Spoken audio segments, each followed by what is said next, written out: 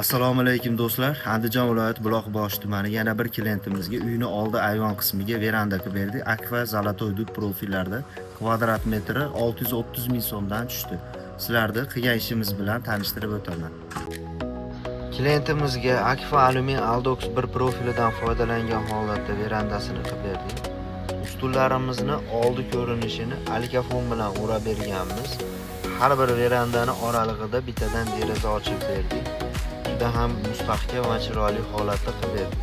Graf firmasiga tegishli original ruchka zamonlaridan qo'yib berganmiz va eshigimizga asosiy stoyka qismiga balkon profilidan foydalanganmiz va klientimizga bonus qilib podval eshiklarini qo'shib qilib berdik.